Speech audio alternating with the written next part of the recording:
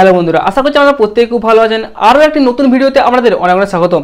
তো ওয়ানপ্লাস এমন একটি স্মার্টফোন কোম্পানি যারা কিনা একসময় শুধুমাত্র ফ্ল্যাগশিপ লেভেলের স্মার্টফোন তৈরি করতো। তারপর ওয়ানপ্লাস চিন্তা ভাবনা করলো যে তাদের শুধুমাত্র ফ্ল্যাগশিপ লেভেলের স্মার্টফোন তৈরি করলে হবে না, তাদের মিড বাজেট এবং বাজেট সেগমেন্টেও স্মার্টফোন কিন্তু তৈরি করতে হবে। এবং তারপর ওয়ানপ্লাস তাদের মিড বাজেট সেগমেন্টে প্রথম ফোন ওয়ানপ্লাস নট তারা লঞ্চ করলো এবং এই ফোনটি বেশ কিছু মাস আগেই ভারতীয় বাজারে লঞ্চ করেছে। এবং এরপর ওয়ানপ্লাস তাদের নট সিরিজের অন্তর্গত দুটি বাজেট ক্যাটাগরি স্মার্টফোন ভারতীয় বাজারে লঞ্চ করতে চলেছে। তাদের মধ্যে একটি হলো ওয়ানপ্লাস নট N100 এবং আরেকটি হলো ওয়ানপ্লাস নট N10। এবং আপনারা জানিয়ে রাখি, এই দুটি স্মার্টফোন কিন্তু অলরেডি ইউএসএ এবং ইউকের বাজারে লঞ্চ হয়ে গেছে। এবং আজকের এই ভিডিওতে এই দুটি ফোনের সমস্ত স্পেসিফিকেশান এবং এটি আদৌ ভারতীয় বাজারে লঞ্চ করবে কিনা এবং লঞ্চ করলেও কবে লঞ্চ করবে এবং বাংলাদেশের বাজারে কবে অ্যাভেলেবেল হবে এবং এই ফোনটিকেও দাম হতে চলেছে ভারতীয় ও বাংলাদেশে, এই সমস্ত কিছু নিয়ে আজকের এই বিস্তারিত ভিডিওটি। তাই ভিডিওটি শুরু থেকে শেষ পর্যন্ত অবশ্যই দেখবেন। আর ভিডিওটি যদি ভালো লেগে থাকে অবশ্যই একটি লাইক করে দেবেন এবং চ্যানেলটি সাবস্ক্রাইব করে পাশে থাকা বেল আইকনটি অবশ্যই বাজিয়ে দেবেন। চলুন আজকের ভিডিও শুরু করি।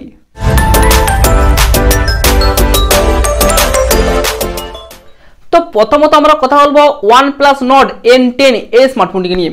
তো এই স্মার্টফোনটির একটি উল্লেখযোগ্য ফিচার হলো এটি একটি 5G ফোন হবে ওয়ানপ্লাসের পক্ষ থেকে। তো প্রথমত যদি আমরা এই ফোনটির ডিসপ্লে নিয়ে কথা বলি, তাহলে এখানে ব্যবহার করা হয়েছে 6.49 ইঞ্চিসের একটি full HD plus IPS LCD display. এখানে কিন্তু কোনো রকম অ্যামোলেড ডিসপ্লে কিন্তু ব্যবহার করা হয়নি। তো এই ডিসপ্লেটি কিন্তু একটি সিঙ্গেল পাঞ্চ হোলের সাথে আসবে। এছাড়াও এখানে 90 হার্জের রিফ্রেশ রেট থাকবে এবং 405 পার পিক্সেল ডেনসিটি এখানে দেওয়া হয়েছে। এছাড়াও এই ফোনটিতে 20:9 এক্সপেক্ট রেশিও আপনারা পেয়ে যাবেন এবং এই ফোনটিতে থাকছে কর্নিং গোরিলা গ্লাস 3 প্রোটেকশন। এখানে কিন্তু কোনো রকম গোরিলা গ্লাস 5 এর প্রোটেকশন কিন্তু ডিসপ্লেতে দেওয়া হয়নি। তো এরপর যদি আমরা ব্যাক সাইডের ডিজাইন নিয়ে কথা বলি, তাহলে কিন্তু এখানে ব্যবহার করা হতে পারে গ্লাস ব্যাক প্যানেল। তবে হ্যাঁ, এইখানে কিন্তু প্লাস্টিক ব্যাক প্যানেল কিন্তু ব্যবহার করা হতে পারে এবং সাইডের যে ফ্রেমটি এখানে ব্যবহার করা হবে সেটি হলো প্লাস্টিকের। এছাড়াও ব্যাক সাইডে কোয়াড ক্যামেরা সেটআপ থাকছে এবং একটি ফিঙ্গারপ্রিন্ট সেন্সর ব্যাক সাইডে আপনারা পেয়ে যাবেন। তো এই ফোনটি আপনারা 6GB 128GB র্যাম এবং রম ভেরিয়েন্ট আপনারা পেয়ে যাবেন এবং এই ফোনটির কোনো আপার ভেরিয়েন্ট থাকবে কিনা সেই বিষয়ে এখন পর্যন্ত জানা যায়নি। এবং এই ফোনটিতে আপনারা LPDDR4S র্যাম টাইপ এবং UFS 2.1 স্টোরেজ টাইপ পেয়ে যাবেন। এবং এই ফোনটি শুধুমাত্র আপনারা একটি কালার ভেরিয়েন্টে পেয়ে যাবেন, সেটি হলো মিডনাইট আইস। তো এরপর চলে আসি এই ফোনটির পারফরমেন্সের দিকে। তো এখানে ব্যবহার করা হয়েছে স্ন্যাপড্রাগনের পক্ষ থেকে স্ন্যাপড্রাগন 690 এই প্রসেসরটি। তো এটি কিন্তু একটি 5G প্রসেসর এবং স্ন্যাপড্রাগনের পক্ষ থেকে এটি কিন্তু একটি লেটেস্ট প্রসেসর এবং এটি 8 ন্যানোমিটার ফিনফেট টেকনোলজি তৈরি এবং এখানে অ্যাড্রিনো 619 এই জিপিইউটি এখানে ব্যবহার করা হয়েছে। এবং আশা করা হচ্ছে এই ফোনটির পারফরমেন্স কিন্তু দুর্দান্ত হবে এবং এই ফোনটি যখন ভারতীয় বাজারে লঞ্চ করবে তখন দেখা যাবে এই ফোনটি কত ভালো পারফরমেন্স আমাদের প্রোভাইড করছে। তো এরপর চলে আসি এই ফোনটির ক্যামেরা সেগমেন্টে। এখানে ব্যবহার করা হয়েছে 64 মেগাপিক্সেলের একটি প্রাইমারি ক্যামেরা এবং ব্যাক সাইডের ক্যামেরায় EIS এর অপশন আপনারা পেয়ে যাবেন। সেক্ষেত্রে ভিডিও করার সময় স্টেবিলাইজেশন কিন্তু আপনারা এখানে দুর্দান্ত পেয়ে যাবেন। এছাড়াও ব্যাক সাইডের ক্যামেরায় f1.7 এই অ্যাপারচারটি ব্যবহার করা হয়েছে। সেক্ষেত্রে আপনারা কিন্তু লো লাইটে খুব ভালো পারফরমেন্স আপনারা পেয়ে যাবেন। এবং এই ফোনটিতে 8 মেগাপিক্সেলের একটি আলট্রা ওয়াইড অ্যাঙ্গেল লেন্স ব্যবহার করা হয়েছে এবং এটি 119 degree field of view cover করতে পারে। এছাড়াও 2 মেগাপিক্সেলের একটি ম্যাক্রো লেন্স থাকছে। এছাড়াও 2 মেগাপিক্সেলের একটি ডেপথ সেন্সর এখানে ব্যবহার করা হয়েছে।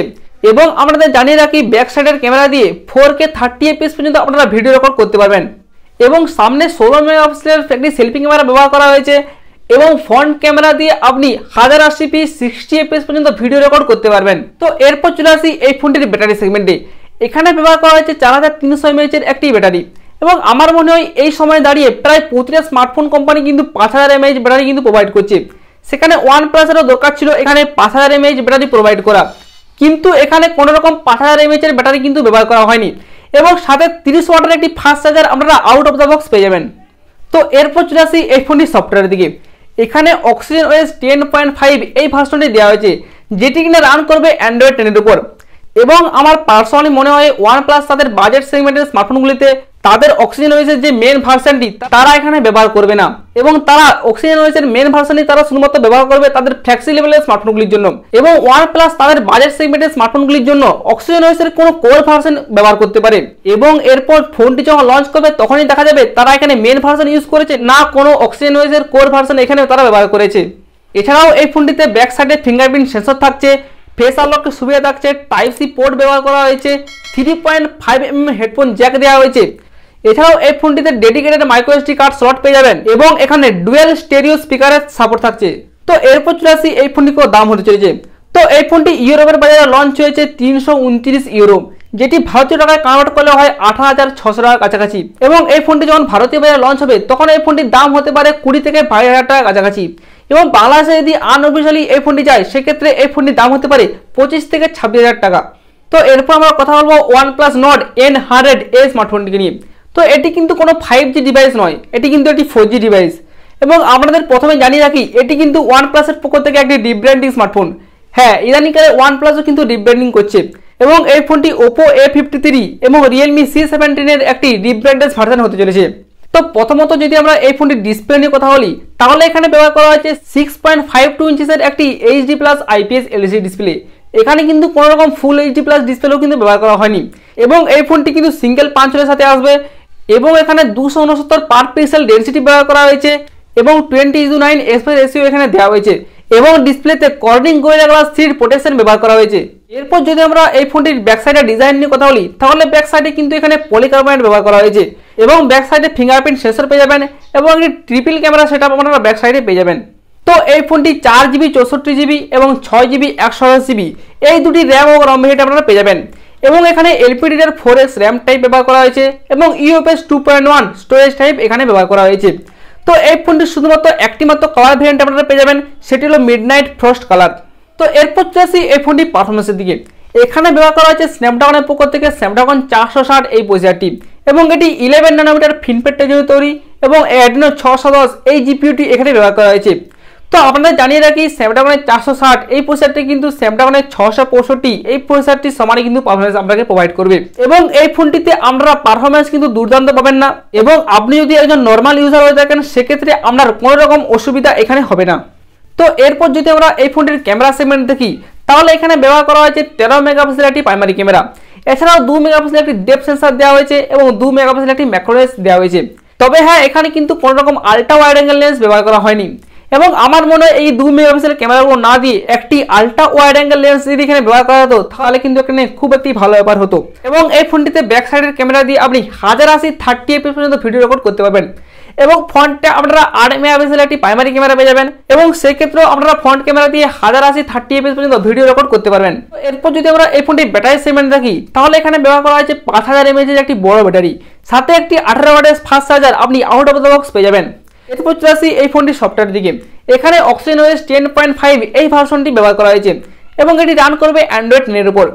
এছাড়াও এই ফোনটিতে ব্যাক সাইডে ফিঙ্গারপ্রিন্ট সেন্সর ব্যবহার করা হয়েছে, ফেস আনলকের সুবিধা থাকছে, 3.5mm হেডফোন জ্যাক ব্যবহার করা হয়েছে, Type-C পোর্ট ব্যবহার করা হয়েছে, ডেডিকেটেড মাইক্রো এসডি কার্ড ব্যবহার করা হয়েছে এবং এখানে ডুয়েল স্টেরিও স্পিকারের সাপোর্ট আমরা এই ফোনটিতে পেয়ে যাবেন। তো এই ছিল এই ফোনটির সমস্ত স্পেসিফিকেশন। তো আপনাদের জানিয়ে রাখি এই ফোনটি ইউরোপের বাজারে লঞ্চ হয়েছে 199 ইউরো এবং ভারতীয় টাকা যদি কনভার্ট করি সেক্ষেত্রে এই ফোনটির দাম দাঁড়ায় 17,500 টাকা এবং এই ফোনটি যখন ভারতীয় বাজারে লঞ্চ করবে সেক্ষেত্রে এই ফোনটির দাম হবে 14 থেকে 15,000 রুপি এবং বাংলাদেশের বাজারে যদি আনঅফিসিয়ালি এই ফোনটি যায় সেক্ষেত্রে এই ফোনটির দাম হবে তখন 20 থেকে 22,000 টাকা। তো এরপর চলে আসি এই ফোনটি কবে ভারতীয় বাজারে লঞ্চ করছে। তো এই ফোনটি আপাতত ভারতীয় বাজারে লঞ্চ নাও করতে পারে, কারণ ভারতীয় বাজারে লঞ্চ করবে আগামী নভেম্বর মাসে Realme C17 এই স্মার্টফোনটি এবং এই Realme C17 এই ফোনটির একটি রিব্র্যান্ডেড স্মার্টফোন হবে OnePlus Nord N100 এই স্মার্টফোনটি এবং Realme C17 এই স্মার্টফোনটি লঞ্চ করবে নভেম্বর মাসে এবং তারপর ডিসেম্বর মাসে এই দুটি স্মার্টফোন অর্থাৎ OnePlus Nord N100 এবং OnePlus Nord N10 ভারতীয় বাজারে লঞ্চ করবে এবং ভারতীয় বাজারে লঞ্চ করার বেশ কিছুদিন পরে কিন্তু বাংলাদেশের বাজারে আনঅফিসিয়ালি আপনারা এই ফোনটি পেয়ে যাবেন। তো আশা করব এই ভিডিওটি আপনার জন্য বেশ কিছুটা হেল্প করবে। তো এই ছিল আজকের ভিডিওটি যদি ভালো লেগে থাকে অবশ্যই লাইক করে দেবেন, চ্যানেলটি সাবস্ক্রাইব করে পাশে থাকা বেল আইকনটি অবশ্যই বাজিয়ে দেবেন। চলুন আজকের মতো এই পর্যন্তই, দেখা হচ্ছে খুব শিগগিরই পরের ভিডিওতে।